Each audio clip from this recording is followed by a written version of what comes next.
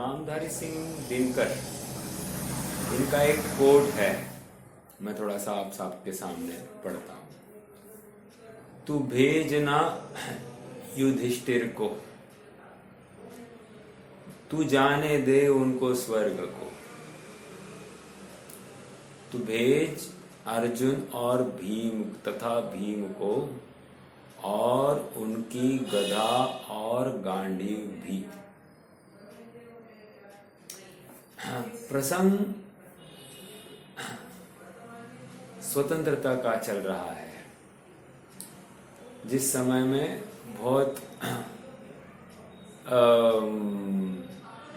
अराजकता, जैनियों के ऊपर बहुत अत्याचार चल रहे थे, उस समय की बात है। जैनियों के ऊपर, हिंदुओं के ऊपर। और उस समय में ये कवि दिनकर का ये कोट है। वो कहते हैं कि युधिष्ठिर का यहाँ पर कोई काम नहीं है, यहाँ पर लड़ने वाले का काम है। आप पकड़ रहे मेरी बात को? उदाहरण क्यों दिया है? उदाहरण इसलिए दिया है क्योंकि यथा योग्य स्थान पर यथा योग्य कार्य या क्रिया या प्रवृत्ति आवश्यक है। यदि हर जगह पर तत्व निर्णय या फिर भेद विज्ञान की ही चर्चा चलेगी, तो हर बार तो तू आत्मा में नहीं रह सकता। तो जब आत्मा में नहीं रह सकता, उस समय में क्या करेगा? अर्थात यथा योग्य 28 मूल गुणों का पालन जरूरी है। और 28 वो काय आश्रित है? वो 28 मूल गुण मन वचन काय के आश्रित है। तो ये 28 मूल गुणों का पालन आवश्यक भी है। और इसमें यदि दूषण आता है तो उस दूषण का अभाव करने का यत्न भी यथा योग्य,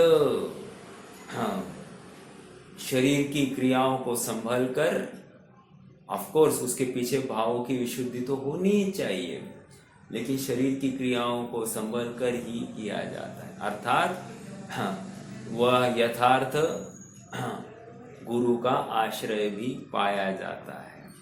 अर्थात प्रायश्चित आदि विधान से वहां पर शुद्धिकरण होता है।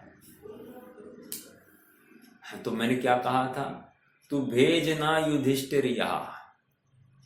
देखो, युधिष्ठिर, यक्ष प्रश्न जब पूछा गया, तो यक्ष ने जब प्रश्न पूछे थे तो सभी मूर्छित हुए थे, एक युधिष्ठिर ही जीत गए थे। तो इसलिए तब से उनका नाम धर्मराज युधिष्ठिर है। और यहाँ पर कवि कह रहे कि तुम युधिष्ठिर को मत भेजना। क्यों? हर जगह पर धर्म नहीं चलता है। यथा योग्य जो कार्य जिस काल में अपेक्षित है, वो अपेक्षित ही है, उसमें प्रवृत्ति होती ही होती है। ठीक है, इतनी बात मैं क्यों कर रहा हूं? इतनी बात इसलिए कर रहा हूं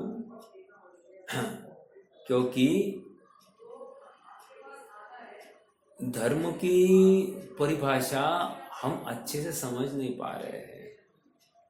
अर्थात आत्मानुभव किसको हो सकता है, पात्र कौन है, इसकी भी हमको खबर नहीं है। हमको इतना ही लग रहा है, हाँ, जो आत्मा में लीन है वो सम्यक दर्शन का पात्री है। अर्थात जो सभी परद्रव्यों का त्याग कर कर आत्मा में लीन होता है, वो सम्यक दृष्टि। ऐसे तो सब कह रहे हैं ना। भारत में जितने भी दर्शन हैं, सभी यही तो दावा कर रहे हैं। आप नो दाई सेल्फ, मतलब सोल को जानो, या फिर हिंदू भी है, या फिर अन्य कोई भी आप ले लीजिए ना, सभी लोग, एक बौद्ध भी है, सभी आत्मा की ही तो प्राप्ति के दावा कर रहे। विपश्यना आदि, मेडिटेशन आदि, इनके माध्यम से क्या हो रहा है? आत्मा की ही प्राप्ति। और आत्मा में मतलब शून्य होना शून्य होना मतलब कोई विकल्प नहीं रहना, यही तो कह रहे हैं ना। तो हमने भी तो शून्य होना, अर्थात कोई भी निर्विकल्प होना, यही तो कहा ना। तो हमारे में और उनमें क्या अंतर है, हम कैसे अपने को उनसे परिष्कृत करें इन द सेंस अलग करें, पृथक करें, तो कि जिसके माध्यम से हमारा आत्मानुभव की जो चर्चा है और उनकी आत्मानुभव की चर्चा है वो उसमें कुछ अंतर तो महसूस होना चाहिए ना, नहीं ना पकड़ में आ रहा है। इसलिए यहाँ पर एक अत्यंत अत्यंत महत्वपूर्ण बात हमको आचार्य समंतभद्र ने बताई, और आचार्य समंतभद्र ने कहा भाई सम्यक्त्व की पात्रता क्या है, कह रहे जिसके 8 मूल गुण होते हैं वो सम्यक्त्व का पात्री है। हाँ, और 8 मूल गुण की क्या होता है, कह रहे मध्यमांस मधु त्याग, सहानुव्रत पंचकम, अष्टो मूल गुणाणाहुर, गृहिणाम श्रमणोत्तम। कह रहे गृहस्थ के मध्य मांस मधु का त्याग और 5 अनुव्रत का त्याग ये हो तो वो सम्यक्त्व का पात्र है, अर्थात उसके 8 मूल गुण है और वो सम्यक्त्व का पात्र है। अब देखो बोलने के लिए 8 मूल गुण की अनेक विवक्षाएं हैं, लेकिन समंतभद्र की विवक्षा सभी को अपने में समाये है। क्यों? अरे एक उनका पंचाणुव्रत सहकम, क्या है वो, सहानुव्रत पंचकम, सहानुव्रत पंचकम कहकर सह अनुव्रत पंचकम, अर्थात साथ साथ उनके 5 अनुव्रत होने चाहिए, मध्य मांस और मधु के त्याग के साथ 5 अनुव्रत होने चाहिए। अब 5 अनुव्रत में साहब अहिंसा अनुव्रत में ही सब कुछ समा जाता है। जैसे 5 उदुम्बर का त्याग किस में आया, अहिंसा अनुव्रत में ही समा गया, समझ में आया। मध्य मांस मधु का भी त्याग देखा जाए तो अहिंसा अनुव्रत में समा जाता है, खत्म। आप जिस को उठाओ अहिंसा अनुव्रत में डाल दे सकते हैं अपन, अर्थात वहां तो खाने पीने तक की चर्चा है अन्यों की, लेकिन चलना फिरना बोलना सबकी चर्चा कौन लेगा, तो उसको भी यहाँ पर 5 अनुव्रत के माध्यम से सबको गर्भित कर लिया है। समझ में आ रहा है क्या? इसलिए समंतभद्र स्वामी के विवक्षा सबसे स्ट्रांग भी मानी गई है। इसलिए समंतभद्र के परवर्ती आचार्य, सैकड़ों परवर्ती आचार्य ने समंतभद्र को याद किया है कलिकाल सर्वज्ञ के रूप में, क्योंकि चरणान्योग को और न्याय को स्थापित करने के लिए सबसे बड़ा योगदान समंतभद्र का है। कुंद स्वामी का विरोध नहीं चल रहा है, बट समंतभद्र स्वामी का योगदान विशेष माना गया है। चलिए, मैं इतनी बात क्यों कर रहा हूं, सम्यक्त्व की पात्रता भी अपने आप में जरूरी, अर्थात भावलिंगत्व किसको होगा, कैसे होगा, ये भी हमको समझना चाहिए। यदि भावलिंग की ही खबर नहीं है या नहीं इसकी भी खबर नहीं है, तो आगे कैसे बढ़ेगा? तो इसका पैमाना मापन क्या है? 8 मूल गुण। और 8 मूल गुण मतलब क्या? 5 उदुम्बर का त्याग और मध्य मांस मधु का त्याग, 3 मकर का त्याग, हो गया 8 मूल गुण। ये इसको मत पकड़िए। अगर सचमुच 8 मूल गुण का पैमाना निश्चित करना है तो ये समंतभद्र स्वामी का 66वां श्लोक रत्नकरण श्रावकाचार, इसके माध्यम से अपने परिणामों का मापन कीजिए और मापन करने के बाद में अपन सम्यक दृष्टि है या नहीं इसका निर्णय कीजिए। समझ में आ रहा है क्या? क्योंकि वहां पर गृहस्थ श्रमणोत्तम, गृहस्थ की चर्चा कर रहे हैं और गृहस्थ के ये 5 अनुव्रत होते हैं। अब वो मिथ्या दृष्टि है या सम्यक दृष्टि है, सम्यक दृष्टि होने के बाद में उसके ये होते हैं, या मिथ्या दृष्टि अवस्था में ही ये 5 अनुव्रत पाए जा सकते हैं, इसका विचार करना। और हम कहते हैं ये मिथ्यात्व अवस्था में भी 5 अनुरथ पाए जाते हैं। यथा योग्य सातिचार उनमें प्रवृत्ति होती है। सातिचार प्रवृत्ति होती मतलब क्या? बुद्धिपूर्वक नहीं है, लेकिन कदाचित किसी काल में दोष आता होगा। आता है ये नहीं कह रहा हूं मैं, होगा, पॉसिबिलिटी है। अर्थात कितना सजग और जागरूक होता है ये समझना। इस सारी चर्चा का आधार इतना ही है कि भावलिंगत्व को समझना, एक बात। दूसरी बात और एक विचार करना, द्रव्यलिंगत्व भी उतना ही महत्वपूर्ण है।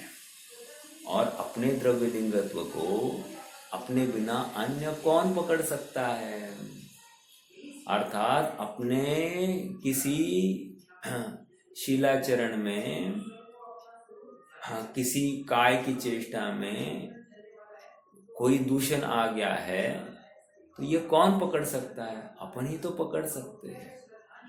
और वो क्यों, कैसे पकड़ में आएगा? अरे स्वभाव में नहीं रहा, यही तो पकड़ने की वो एक पैरामीटर है। स्वभाव न दिखते हुए, स्वभाव में स्थिरता न होते हुए बाहर में उपयोग भटक रहा है, यही तो राग का परिचायक है।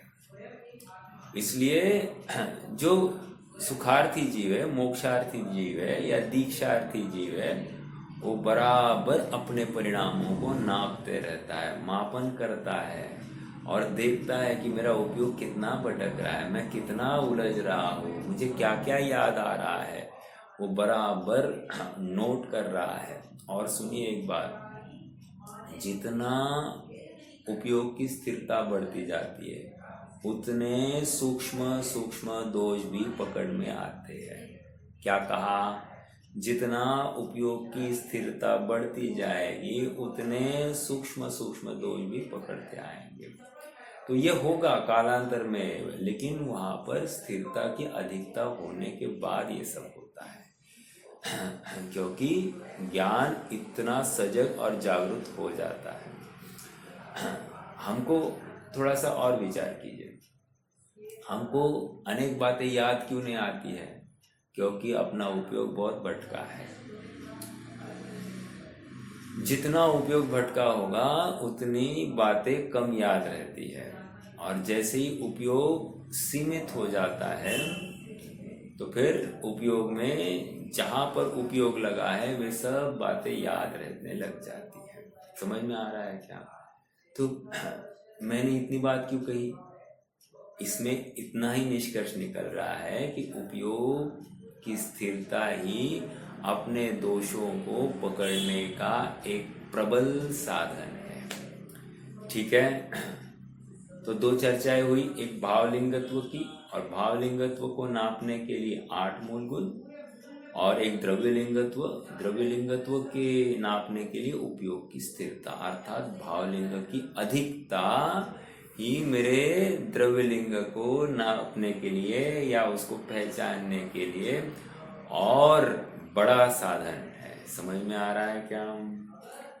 ठीक है, आइए 212 नंबर की 11 और 12 नंबर की गाथा की चर्चा करनी है। पहले गाथा का पाठ करेंगे, फिर उसके बाद में आगे बढ़ते हैं। पेज नंबर 43 पर है।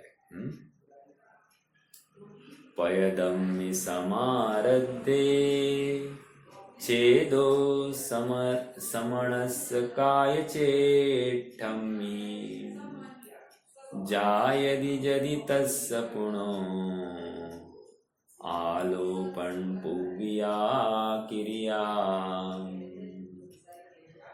छेदु अजुत्तो समणो समणं व्यवहारिणं जिणमदम्हि आसेज्जालोचित्ता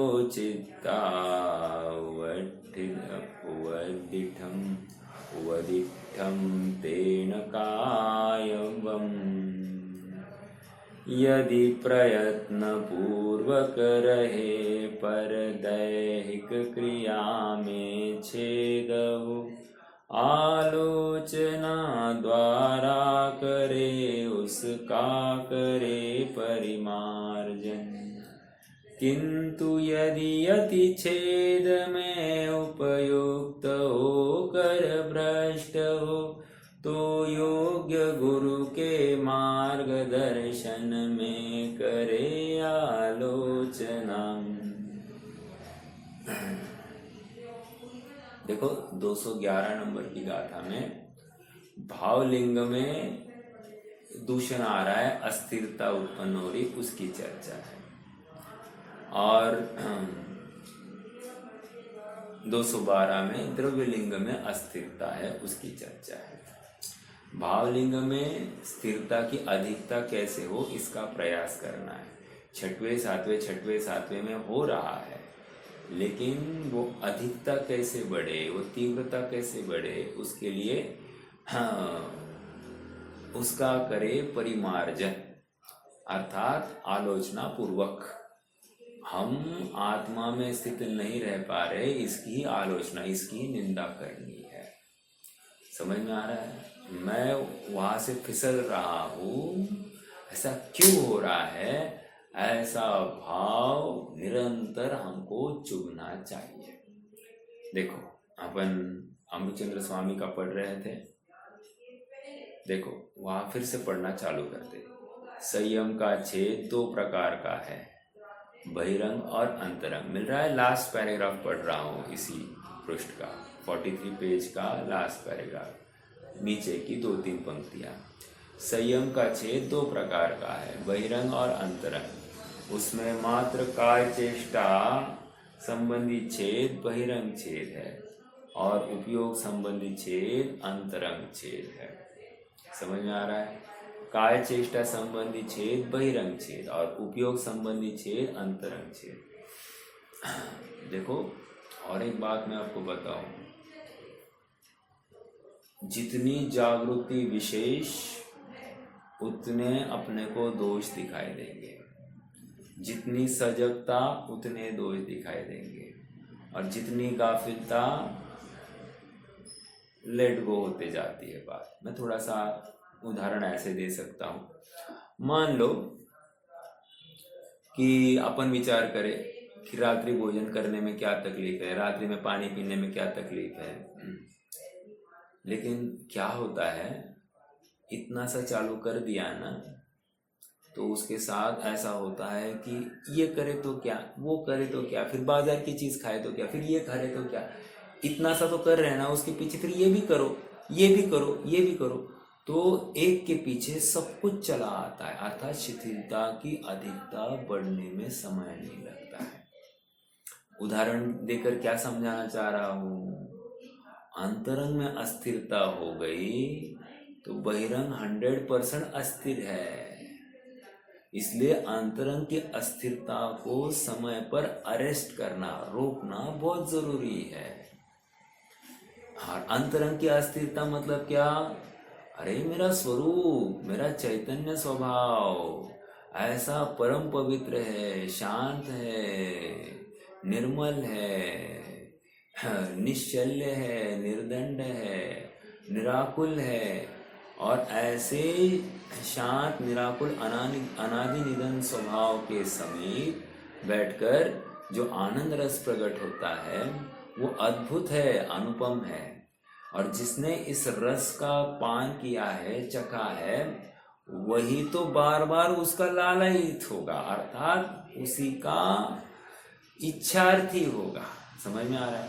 जिसको रस का स्वाद ही नहीं है, वो क्या करेगा, कितनी उसको रुचि होगी, कितना रस आएगा, या प्राप्त करने की ऐसी कितनी तत्परता, धगज होगी, नहीं होगी। हाँ ठीक है, मिला तो मिला, नहीं तो नहीं। किसको धगज है, जिसने रस चखा है उसको। देखो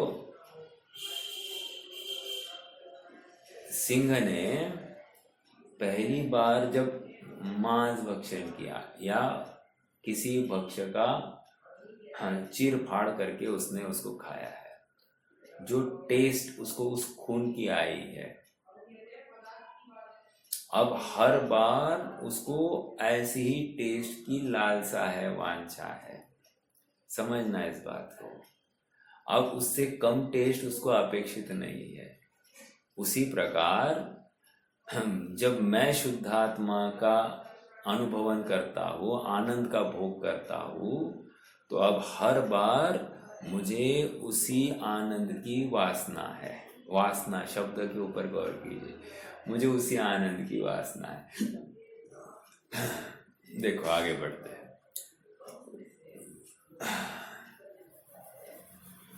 उसमें मात्र काय चेष्टा संबंधी छेद बहिरंग छेद है और उपयोग संबंधी छेद अंतरंग छेद है। अगले पेज पर आ जाए। यदि भली भांति उपयुक्त श्रमण के प्रयत्न कृत काय चेष्टा का कथनचित बहिरंग छेद किया जाए तो अंतरंग छेद से सर्वथा रहित होने से आलोचना पूर्वक क्रिया से उसका प्रतिकार हो जाता है। किंतु यदि श्रमण उपयोग संबंधी छेद होने से छेद में साक्षात उपयुक्त होता है, तो जिनोक्त व्यवहार विधि में कुशल श्रमण के आश्रय से आलोचना पूर्वक उनके द्वारा उपदिष्ट अनुष्ठान द्वारा संयम का प्रतिसंधान होता है। क्या है? चलो फिर से यदि भली भांति, ऊपर से फिर से पढ़ रहा हूं। यदि भली भांति उपयुक्त श्रमण के प्रयत्न पूर्वक काय चेष्टा का कथनचित बहिरंग छेद होता है। काय चेष्टा का छेद हो गया है तो बहिरंग छेद हो गया। काय चेष्टा का छेद मतलब क्या? कौन बताएगा? काय चेष्टा का छेद मतलब क्या?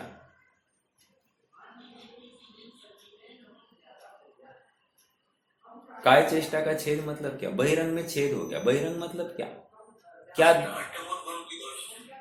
8 मूल गुण के दोष या महाव्रत के दोष। हाँ, ठीक है। काय चेष्टा का मैं इतना ही बोलूँ आपको। थोड़ा सा एक एग्जाम्पल लेते हैं। जैसे यशोधर मुनिराज है, राइट, और चींटियां बहुत काट रही है, राइट, तो उनको इतना ही भाव आए क्या, ये चींटिया को मैं फटक दूं। भाव आया या ऐसा ऐसा कर दिया होगा, इतना ही, बस ये हो गया दोष। अब ये पकड़ में आना चाहिए। कोई मक्खी भिनभिना रही है, उसको ऐसे हटाने का भाव हो गया दोष। समझ में आ रहा है क्या?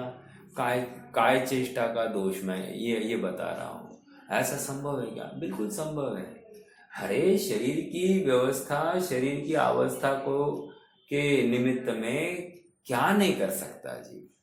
सब कुछ समझता है, सब कुछ समझता है ये गलत है, फिर भी शरीर के लिए वो सब करने के लिए तैयार है। यही तो दिखाता है कि अपना मिथ्यात्व एकदम सुरक्षित है। कैसे बताए? ये काय चेष्टा का दोष, या फिर ऐसा हो सकता है क्या? काय चेष्टा का दोष, उपवास हुए हैं, यथोक्त विधि नहीं मिली हो मुनिराज को, हो सकता है ऐसा? बिल्कुल हो सकता है। हाँ, तो उठने बैठने में प्रमाद हो, बिना देखे बैठ गया हो, ऐसा हो सकता है क्या? बिल्कुल हो सकता है। समझ में आ रहा है? काय चेष्टा का दोष। हाँ, अर्थात उठने बैठने में भी अगर कोई शिथिलता है, बिना देखे, भले जीव नहीं होगा नीचे, लेकिन बिना देखे बैठे हो, या फिर परिमार्जन नहीं किया हो, तो गया काम से। और मान लो गर्म से ठंडी में आए हो, मतलब छांव में आए हो, उष्ण मतलब धूप से छांव में आए हो, तो क्या करना? परिमार्जन करना, छोड़ना। यहाँ पर क्या आए होंगे, नहीं आए होंगे, चलो अपना आगे चलो, इसमें समय कहाँ बर्बाद करना। बस काय चेष्टा का दोष। समझ में आ रहा है कि ये दोष, ये समझा रहा हूं मैं आपको। मतलब दोष कैसे हो सकते हैं, ये इतना। मान लो दांत में कुछ अटक गई हो और जिह्वा मात्र वहां पर घूम गई, ऐसे बस हो गया। अन्न का कण भी रुक सकता है, उसको लेकर भी हो सकता है, ये कुछ भी हो सकता है। अब ये होकर जो कोई भाव हुआ, मैं इसको हटाओ, बस ये काय चेष्टा का दोष। What is this? ये बहिरंग दोष कह रहा हूं मैं। इससे दोष आते हैं क्या? तो और क्या होता है? अर्थात तुम्हारी अंतरंग स्थिरता की तो टॉय फिश हो गई है, ये उसका परिचायक है। तो ये जो दोष है, इसके लिए छेद हो जाता है। छेद होता है तो आलोचना पूर्वक क्रिया से उसका प्रतिकार हो जाता है। इसलिए कल मैंने एक बहुत जरूरी बात कही थी, जिसको अपना दोष दिखे ही नहीं, वो क्या है? वो आलोचना ही नहीं करेगा, तो उसकी पात्रता ही नहीं है। समझ में आ रहा है? और जिसको अपना शुद्ध स्वभाव की खबर नहीं है, ध्यान की भावना नहीं है, वो क्या है? वो पुरुषार्थ से हीन है। तो उसको तो स्वभाव ही मालूम नहीं है, खबर नहीं है, तो क्यों प्रयास कर रहा है? और क्या कर रहा है? मात्र क्रिया का अवलंबन लेकर क्या मिलेगा उसको? निष्कर्ष इतना ही है कि आलोचना पूर्वक क्रिया से उसका प्रतिकार हो जाता है। बट माय डियर फ्रेंड, पहले तुम्हें ये स्वीकार हो कि मेरी ये गलती है। जिसको स्वीकार ही नहीं है मेरी गलती है, तो उसका अभाव कैसे करेगा? आप पकड़ रहे मेरी बात को? हाँ, जैसे मान लो पसीना बहुत आया होगा, ऐसा हो सकता है क्या? या फिर आंख में कचरा ऐसे यहाँ पर आ गया होगा, ऐसा हो सकता है क्या? अब इस कचरे को ऐसे हटाने का भाव हुआ, बस गया काम से। समझ में आ रहा है? मतलब, या फिर बालों को बस ऐसे हाथ घुमाने का भाव आया, गया काम से। काय चेष्टा के दोष कह रहा हूं मैं। शरीर के प्रति यत् किंचित भी अनुराग नहीं पाया जाएगा।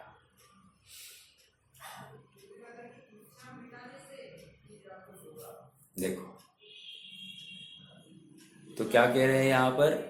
आलोचना पूर्वक क्रिया से उसका प्रतिकार हो जाता है। किसका प्रतिकार?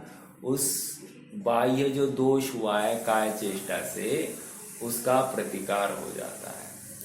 और प्रतिकार होने का मूल आधार क्या है? स्वभाव की प्राप्ति। और स्वभाव की प्राप्ति के लिए इनको, मुनिराज को क्या प्रायश्चित या आलोचना कराई जाएगी? तो कह रहे इनको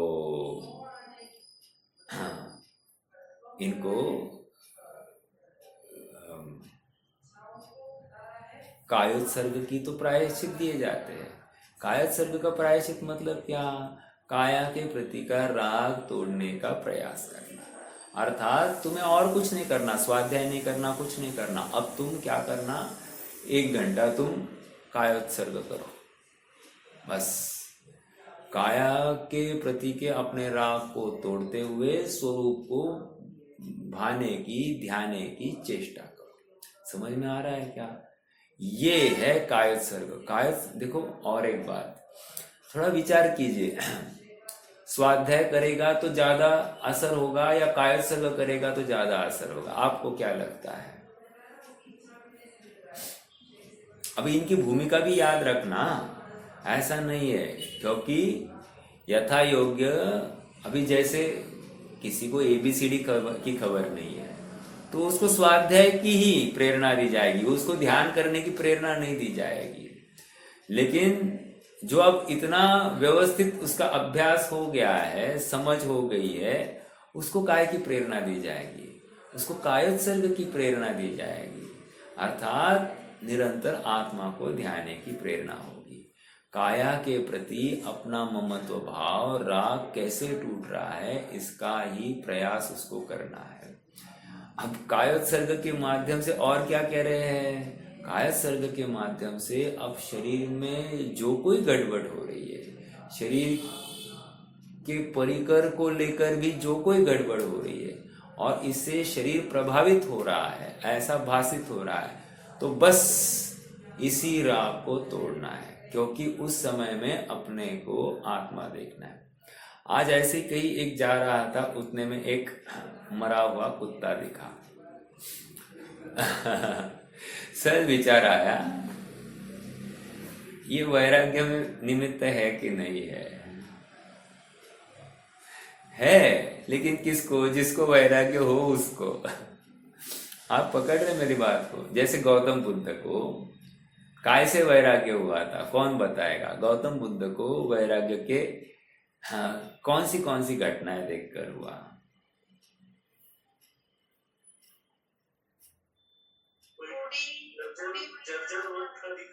एक शव यात्रा दिखी थी। हाँ, एक वृद्ध अवस्था देखी, एक मृत कलेवर देखा अर्थात शव देखा, और क्या हो गया?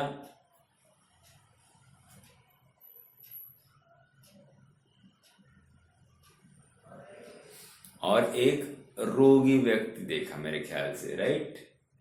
3 बातें देखी थी।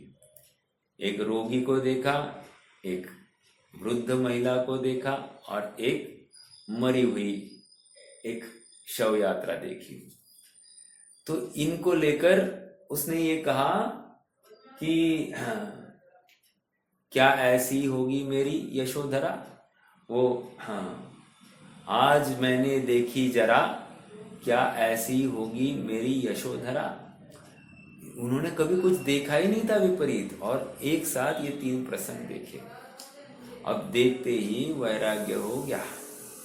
ओ, सब कुछ क्षणिक है, मैं जिसको अपना मानकर उसमें एकत्व ममत्व करते बैठा हूँ, ये हमेशा ऐसा रहने वाला नहीं है। आज शरीर अनुकूल है, कल अनुकूल होगा, इसकी क्या गारंटी है? अरे आज अनुकूलता भाषित हो रही, उस समय में भी कुछ रोग पनप रहा है, ये तुम्हें खबर है कि नहीं है? कभी भी कुछ भी हो सकता है। इसलिए वैराग्य बस कुछ भी हो सकता है, ऐसा किसको भान होते ही उसको विरक्त हो सकती है कि नहीं हो सकती? हो सकती है। मूल प्रयोजन इतना ही है कि प्रकृति को देखकर तुम विरक्त होने की अभ्यास करो। इसलिए देखो, किसी के मरे पर जाने के लिए विरोध नहीं है, लेकिन जाकर वहां पर तुम्हें वैराग्य हुआ कि नहीं हुआ? यदि वैराग्य हो गया तो शाबाश, यदि वैराग्य नहीं हुआ तो मरे पर जाने पर कोई लाभ नहीं हुआ। हॉस्पिटल में जाकर बैठो ना, मिलने जाओ, और उसके शरीर की दुर्दशा को देखकर अपना भी ऐसा हाल होगा तो मैं क्या करूंगा, ये विचार करना। वैराग्य के लिए अर्थात निरंतर आत्म भावना की अधिकता के लिए तुम ऐसे प्रसंगों को खड़ा करना। हम क्या करते हैं? हम अपने राग का पोषण करने के लिए इन प्रसंगों का इस्तेमाल करते हैं, जो कि योग्य नहीं है, कारगर नहीं है, हेल्प करता नहीं है। समझ में आ रहा है क्या? इतनी बात मैं क्यों कर रहा हूं? मुझे वो प्रसंग याद आया कि मुझे एक मरा हुआ कुत्ता दिखाई दिया, और हम कितने हम एक तो दुर्गंध आती होगी तो हम वहां से हट जाते हैं, या फिर देखा अनदेखा करते, नहीं देखा नहीं जाता।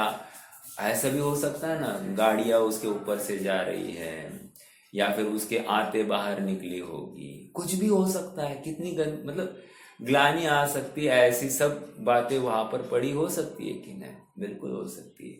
कोई कौवा आकर नोच कर खा रहा है, ऐसा भी हो सकता है। विचारणीय बिंदु इतना ही है कि ऐसे प्रसंगों को देखकर, भाई ये देह शाश्वत नहीं है, ये देह छूटने वाली है, तो छूटने से पहले मेरी आत्म भावना जागृत हो जाए, इतनी सी बात है। देखो, तो आ गया आलोचना यहाँ पर। किंतु यदि वह श्रवण उपयोग संबंधी छेद होने से छेद में साक्षात उपयुक्त होता है, तो जिनोक्त व्यवहार विधि में कुशल श्रवण के आश्रय से आलोचना पूर्वक उनके द्वारा उपदिष्ट अनुष्ठान द्वारा संयम का प्रतिसंधान होता है।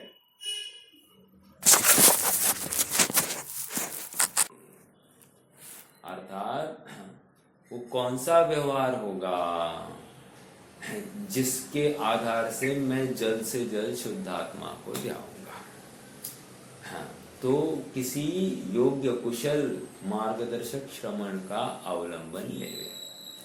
ऐसा नहीं कि इनको समझ में नहीं आ रहा है। आश्चर्य की बात है ना। देखो, हमको थोड़ा बहुत समझ में आया तो हमको कोई वही बात समझाने लगे तो ये बस बाबा ये सब मुझे मालूम है, नहीं होगी कोई बात तो बताओ। लेकिन वही बात बारंबार पूछ रहे हैं। हाँ, क्योंकि मार्ग ही ऐसा है। आत्मा के अलावा अन्य कुछ विचार होना ही नहीं है। आत्मा के अलावा अन्य कुछ ध्यान ही नहीं है। तो एक ही प्रयोजन है ना, एक देखिए जानिए रमी रहिए इकट्ठौर, समल विमल न विचारिए यह मुक्ति नहीं और। मुझे तो बात इतनी रखनी है कि जो कुछ चर्चा होगी आत्मा को ध्यान संबंधी, और ऐसा नहीं कि इनको अभ्यास नहीं है, ऐसा नहीं कि इनको ज्ञान नहीं है, ये एकदम मुरब्बी है।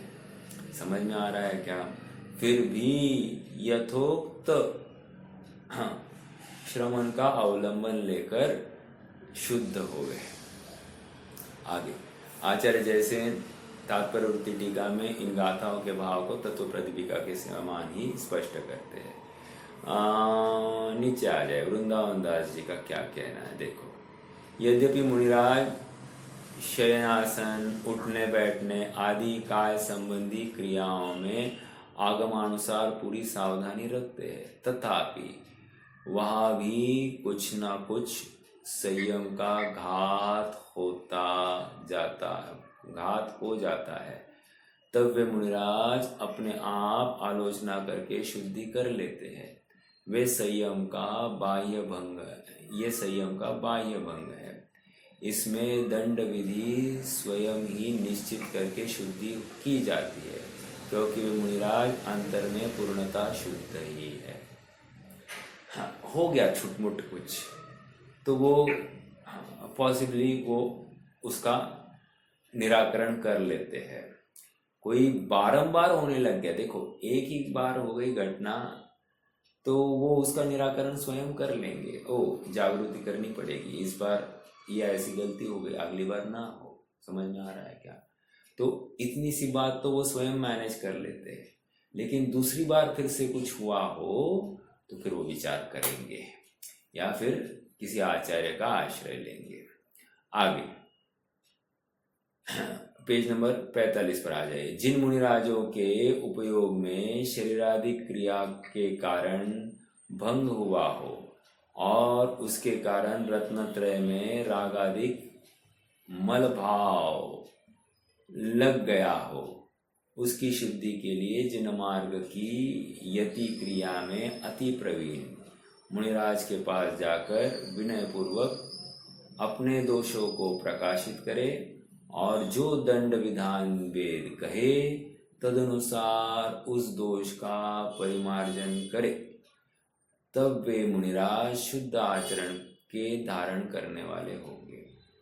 इसमें बहुत अंतर का भाव छिपा है। मुझे यहाँ पर इतना ही समझाना है कि हमको जो दंड विधान बताए उसका अवलंबन लेकर परिमार्जन करें।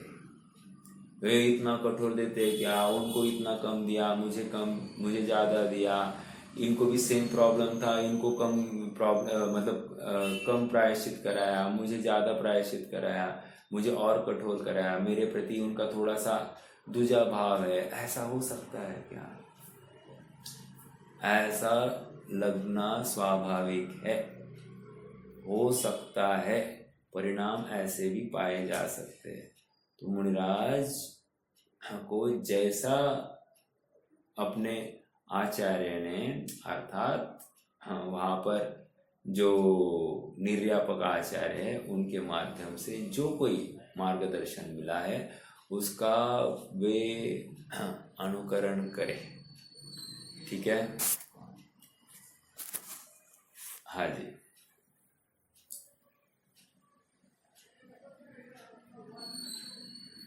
हाँ, पंडित देवीदास जी भी इन गाथाओं के भाव को 231 सवैया में इस प्रकार प्रस्तुत करते हैं। कहा गया भाई, इसी प्रकार प्रस्तुत अभी स्वामी जी के भाव को देखो।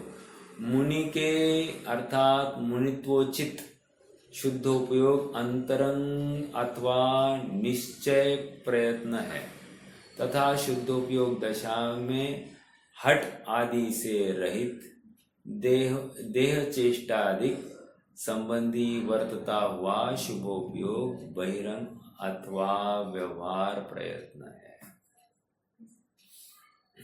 देखो समझना इस बात को फिर से। मुनि के शुद्धोपयोग अंतरंग अथवा निश्चय प्रयत्न है तथा शुद्धोपयोग दशा में हट आदि से रहित देह चेष्टादिक संबंधी वर्तता हुआ शुभोपयोग बहिरंग अथवा व्यवहार प्रयत्न है। बहन जी आपका माइक बंद कर दीजिए।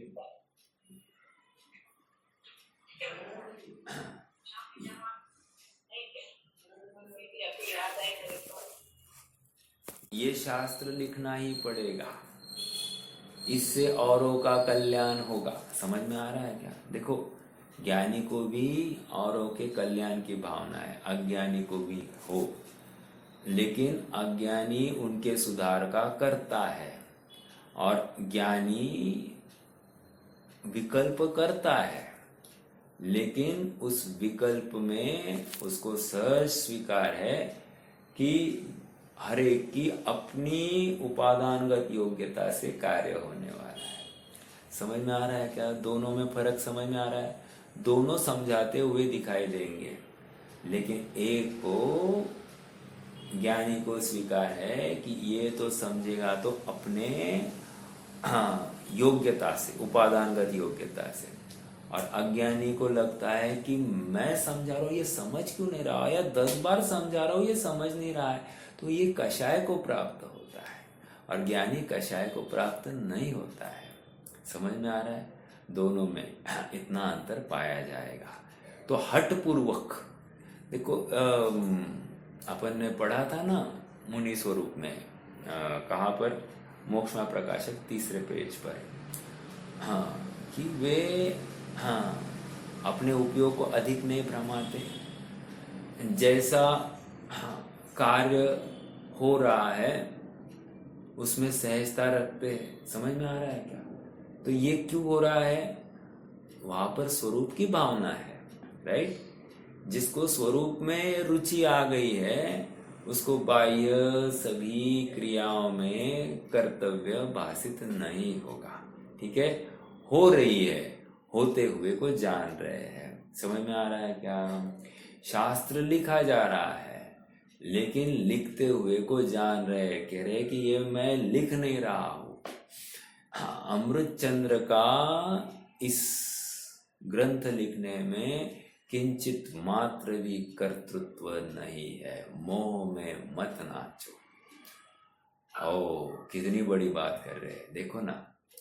और हमको क्या लग रहा है कि हमको लग रहा है कि मैं करूँ नहीं तो कौन करेगा, मेरे बिना यहाँ का पत्ता तक हिलता नहीं है, ऐसा लगता है। ठीक है, यदि शुद्धोपयोग दशा के बिना वर्तने वाला शुभोपयोग हठपूर्वक हो तो ऐसा शुभोपयोग व्यवहार प्रयत्न को प्राप्त नहीं होता। व्यवहार भी किसको कहा? निष्कर्ष, व्यवहार भी किसको कहा? जिसका निश्चय सुरक्षित है उसका।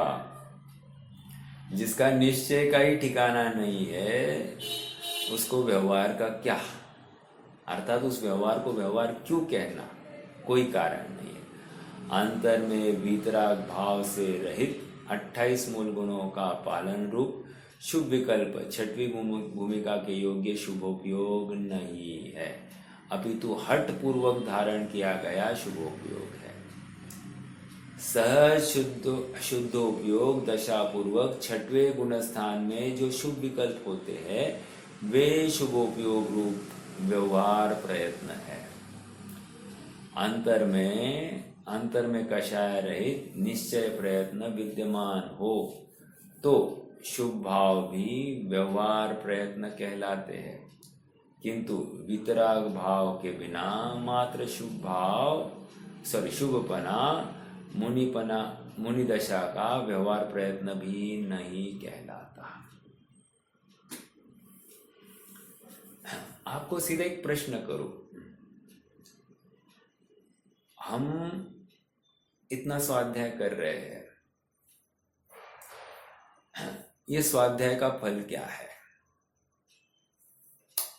इन शॉर्ट मैं आपको बताऊं, इस स्वाध्याय का फल हमको निश्चिंतता आना, एक इस स्वाध्याय का फल हमको स्वच्छंद या स्वैराचार बुद्धि का त्याग होना, इस स्वाध्याय का फल हमको विषयार्थी भोगार्थी लोगों की से विशेष लगाव टूट जाना, इस स्वाध्याय का फल संसार शरीर भोगों में रुचि घटता हुआ दिखाई देना, इस स्वाध्याय का फल हमारे खान पान में विवेक की प्रवृत्ति होना, इस स्वाध्याय का फल निरंतर स्वभाव की भावना में प्रवृत्ति होना अर्थात 7 तत्वों का यथार्थ चिंतन करने में प्रवृत्ति करना, इस स्वाध्याय का फल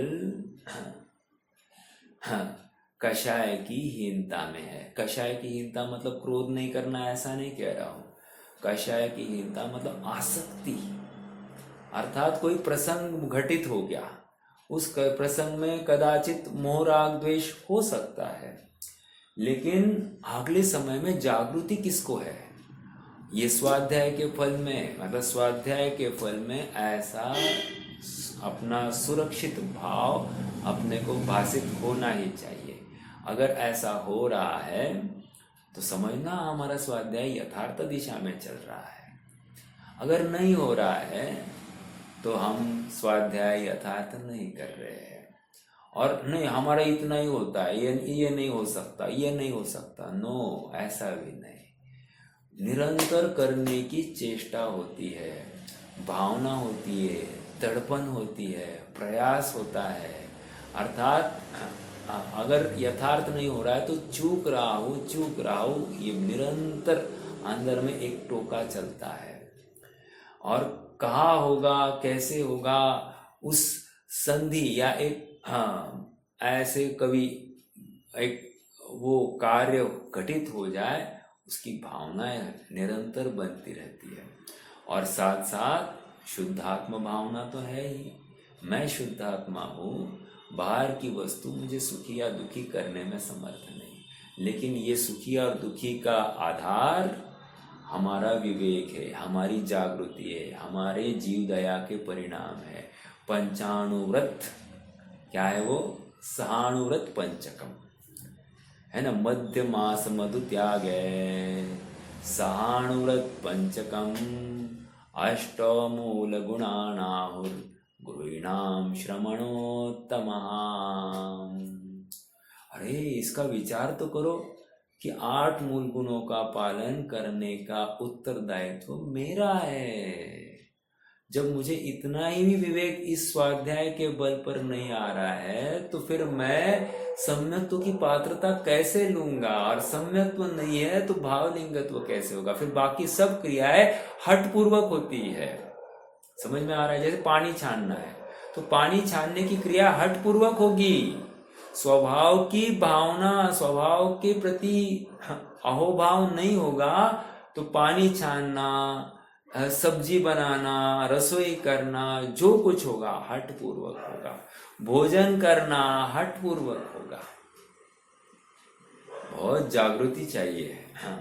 हठपूर्वक का अर्थ समझा रहा हूं, मतलब वह शुद्धात्म भावना भाए बिना ये सारी क्रियाएं हठपूर्वक है। देखो फिर से समय तो होते आ गया है। अंतर में वीतराग भाव से रहित 28 मूल गुणों के पालन रूप शुभ विकल्प छठवीं भूमिका के योग्य शुभोपयोग नहीं है, अपितु हठ पूर्वक धारण किया गया शुभोपयोग है। सहज शुद्धोपयोग दशा पूर्वक छठवें गुणस्थान में जो शुभ विकल्प होते हैं वे शुभोपयोग रूप व्यवहार प्रयत्न है, उनको व्यवहार प्रयत्न कह रहे हैं। अंतर में कषाय रहित निश्चय प्रयत्न विद्यमान हो तो शुभ भाव भी व्यवहार प्रयत्न कहलाते हैं, किंतु वीतराग भाव के बिना मात्र शुभपना मुनिदशा का व्यवहार प्रयत्न भी नहीं कहलाता। अंतर में वीतराग भाव टिकाए रखते हुए जो 28 मूल गुण की प्रवृत्ति उठती है उसे व्यवहार प्रयत्न कहते हैं। वास्तव में मुनिदशा के तो अंतर वितरागता के आधार से स्थित है। ठीक है, चलिए एक पेज है, अपन कल चर्चा करेंगे। कोई प्रश्न होगा तो रख सकते हैं, नहीं तो फिर